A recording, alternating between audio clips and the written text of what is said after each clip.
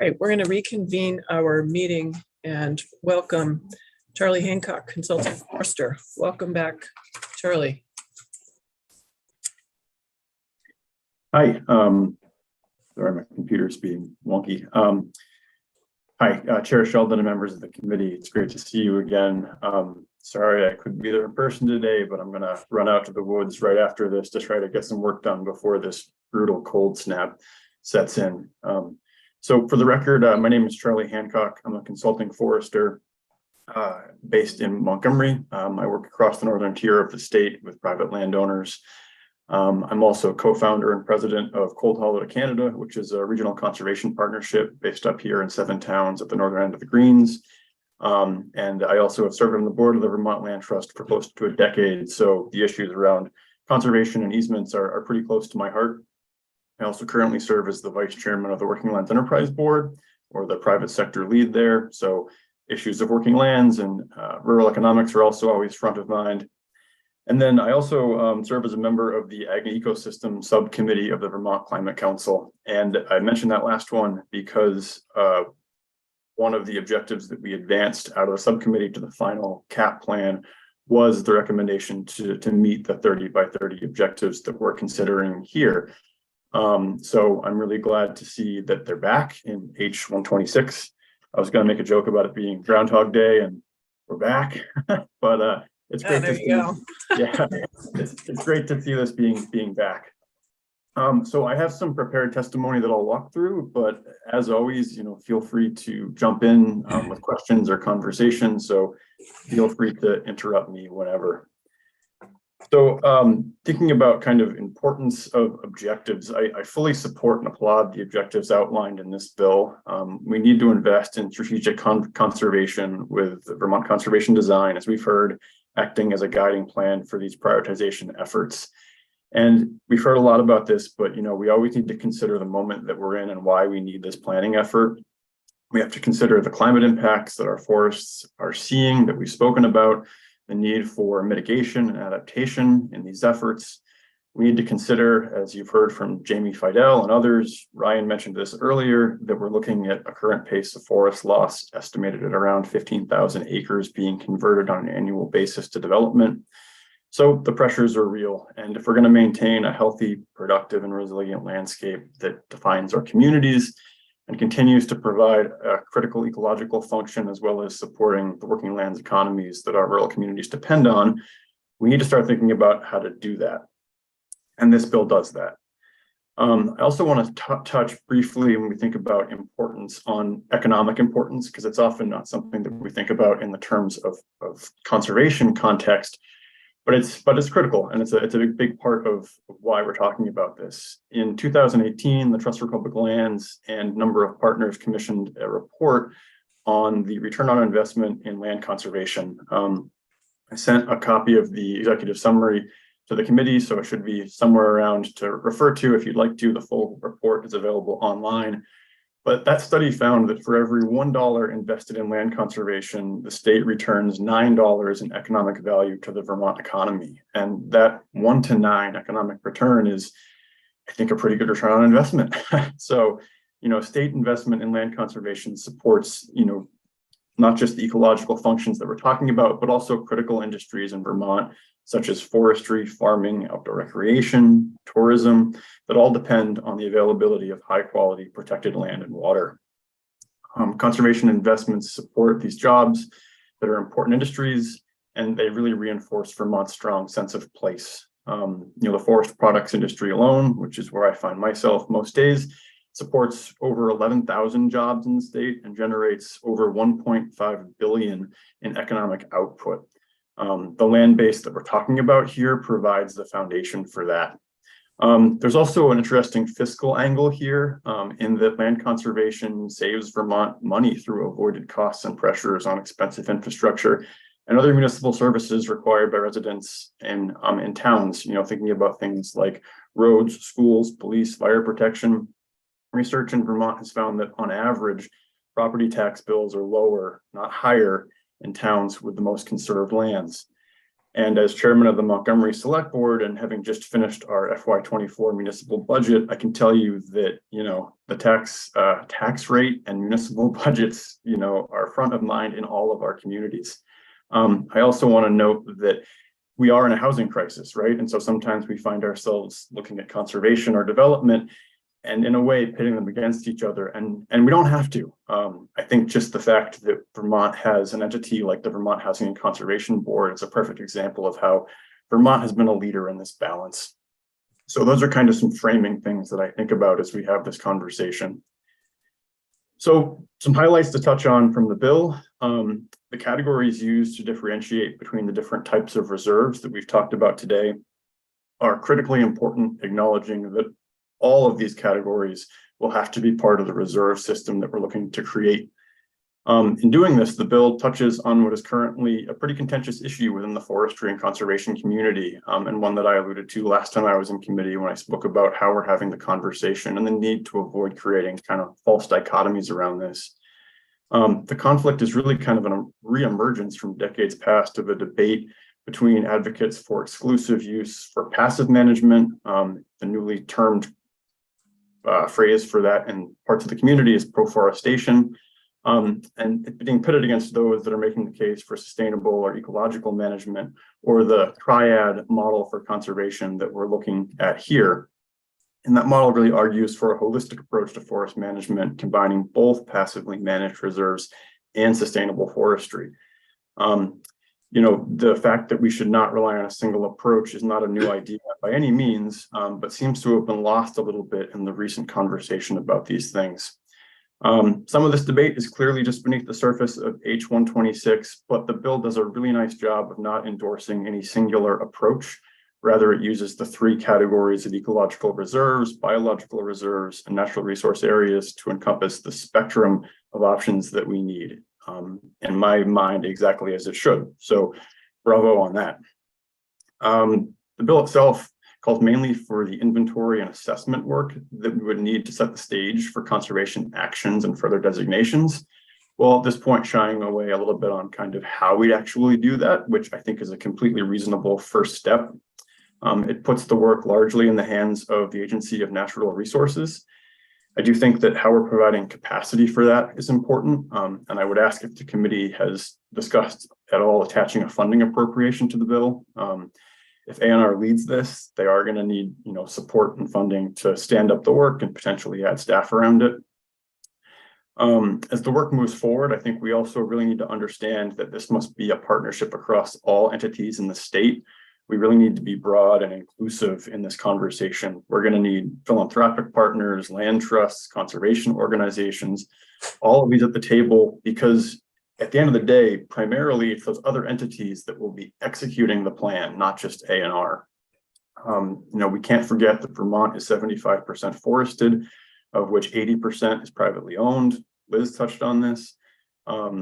Section 9 of the what's in the plan portion of the bill highlights acquisition of land, but we need to be clear that conservation easements on privately held land will be critical. This cannot all be on state land. Relatedly, regarding state lands, Section 5 of that same section of the bill highlights the need for an assessment of how state lands will be used to increase ecological reserve areas.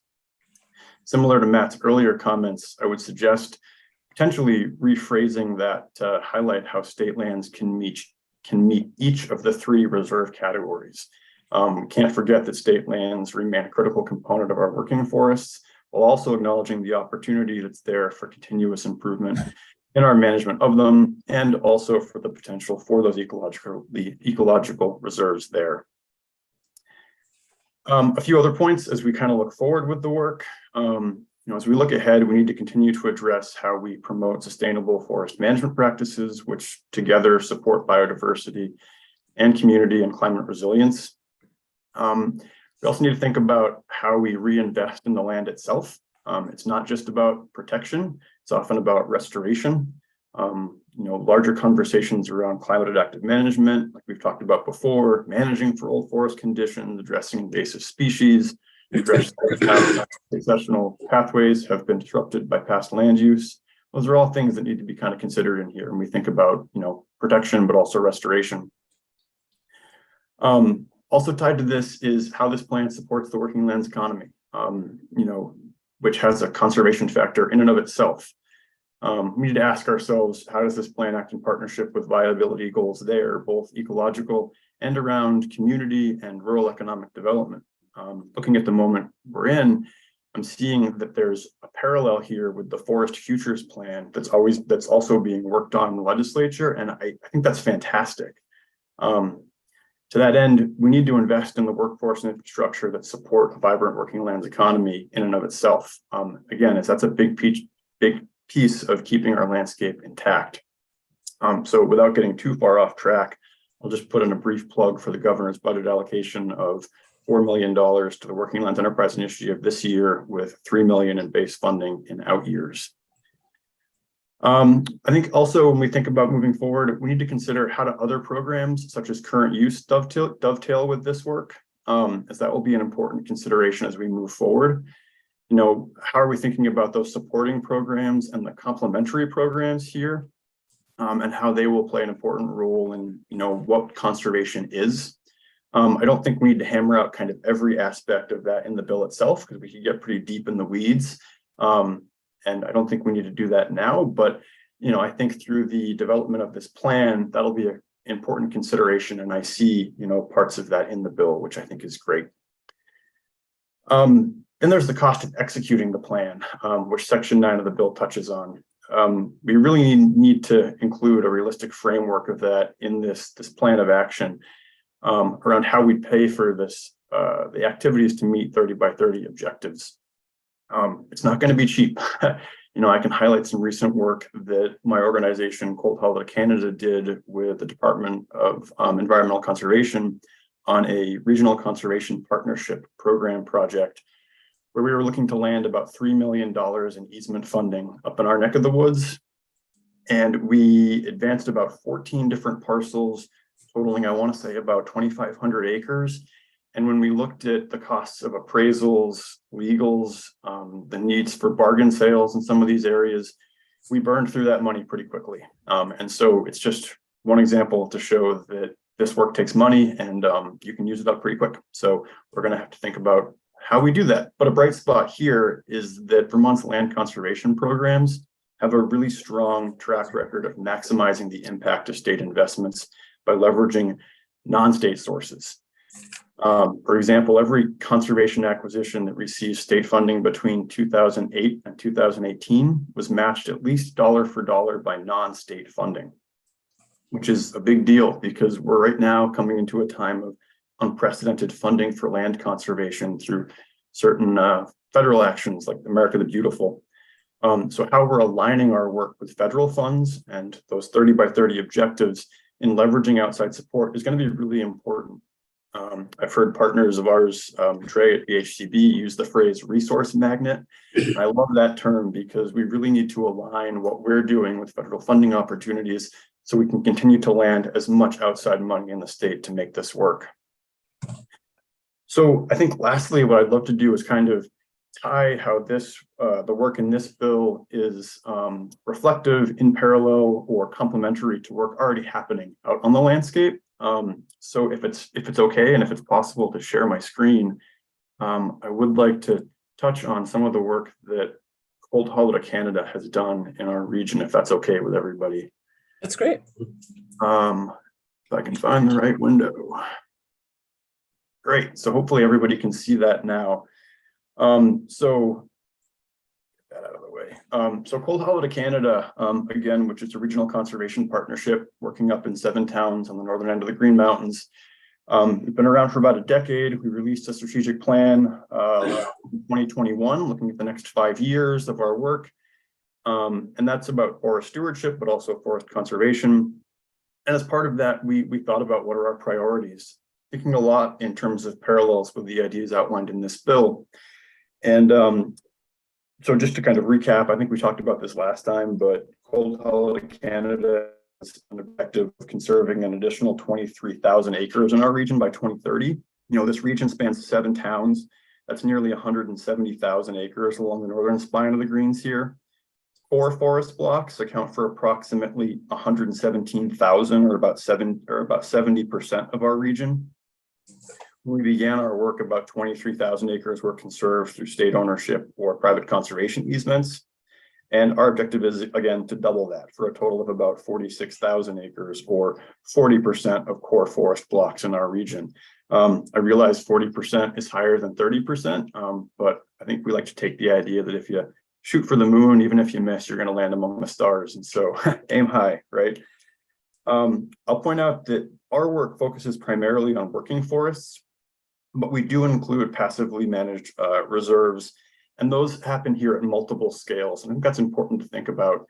One project we worked on as a local partner was the Burnt Mountain project with TNC. That was 11,000 acres. You can see that down in the kind of southeastern portion of Montgomery. I can look at it out my window right here. It's an 11,000 acre wilderness reserve that was created. So we're looking at big scales for that kind of impact, but we're also thinking about smaller scales, and how oftentimes that triad approach can occur on the same landscape and often on the same conserved parcel. Liz mentioned riparian areas, which is a great example. So on any given property, we might look at carving out a significant subset of riparian corridors at specific buffer areas based on geologic or ecological features, and setting aside those as reserves, which are complementary to more lightly managed or intensively managed lands. And so one thing to think about here is that when we think about conservation and these different reserve categories, it doesn't have to be exclusive to any one parcel. We can think about these things on one parcel, which might make measuring them and counting them a little more difficult, but in executing them on the landscape, it's going to be an important consideration. The work Cold Holiday Canada did to kind of come up with this conservation priority map, we started by kind of thinking about connectivity and resiliency. We worked with some work the Nature Conservancy had done to think about biodiversity flows through the landscape. And this is literally how animals and plants are able to move across the landscape over time in response to things like the impact of climate change. Again, leaning on work that had been done by our partners. So I can't applaud their work and their help with this enough. In addition to thinking about biodiversity flows, we also consulted Vermont Conservation Design, a lot of the work that Liz talked about, and thought really strongly about connectivity blocks. Where specifically are our animals going to be moving across the landscape? And so we looked at where are these forest blocks that provide that connectivity, and then where are these literal functional pathways showing up within those areas, and how can we direct conservation efforts there? And then we thought about the diversity of the physical landscape itself and how we've got different kind of categories of representation. We've got areas that are representative, things that might be rare and unique here in Vermont, but we also have areas that we think about as responsibility areas, things that might be common here in Vermont, but are rare in the rest of the region, thinking across that northern forest we talked about last time. And so when you take all of these things and you kind of layer them together, you end up with this kind of a prioritization map that we're looking at here. So I don't show that to kind of say that this is exactly what the state should do, but I just highlight it because there are efforts out there that are happening at various scales to think about this work. And as I said before, as we kind of move forward with this, we're going to have to create a big tent and bring in all of our partners to think about what we're doing and then how we're going to do it. Again, the state isn't going to have the magic bullet that's going to make it happen. It's going to be our local conservation commissions, our individual landowners, our regional partnerships, our statewide entities like the Vermont Land Trust and Trust for Public Lands and all of those great organizations. So I'll end there, and I'm more than happy to answer questions or have some conversation. Thank you for your testimony. We do have a question from Representative Clifford. Thank you, Madam Chair. Thank you again for your testimony.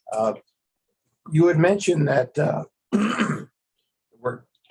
all the work can't be done just on state land. So do I take it to mean like you can envision the state at some point needing to purchase land from private landowners to make this happen, or just more or less encouraging those private landowners to help in the efforts? So I think greater state acquisition of lands is always an opportunity.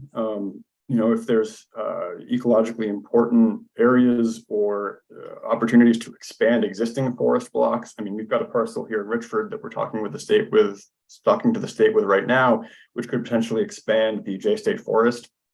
So when opportunities like that exist, I think state acquisition of lands could be a critical tool.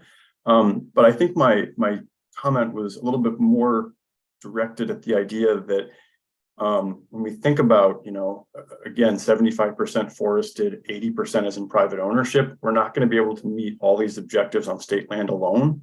And so when we think about some of these conversations that are being had around all of our state lands should be passively managed, I think we're kind of oversimplifying things and not appreciating what private lands can also add, and appreciating the contribution that state lands make in the active management area. So I don't think we should be lumping and pushing to extremes, but considering all of our options. Thank you. Do members have further questions? Or put out there that Charlie wears a lot of hats, so this is a great opportunity to ask your questions about from everything like how does forestry work to big picture conservation. So he's here with us again, but for the second time. But so if you're wondering if you should ask a question, feel free. Representative Tory. Thank you, Charlie. I'm just curious, just in terms of the regional importance here and of what we do in Vermont. What are our neighboring states doing around biodiversity initiatives? Yeah, that's a great question. So that work is happening on multiple scales with multiple partners. Liz brought up the Woodlands, Wildlands. I'm sorry, that's the book she wrote, which is a great book, by the way.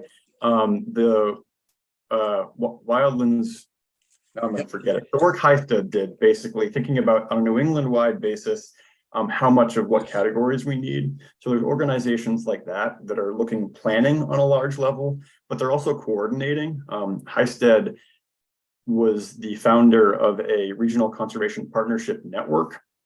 And so every year, groups like Cold Holiday Canada get together and talk about this work. What are we doing? How are we doing it? What information are we using? And those partnerships happen at various scales.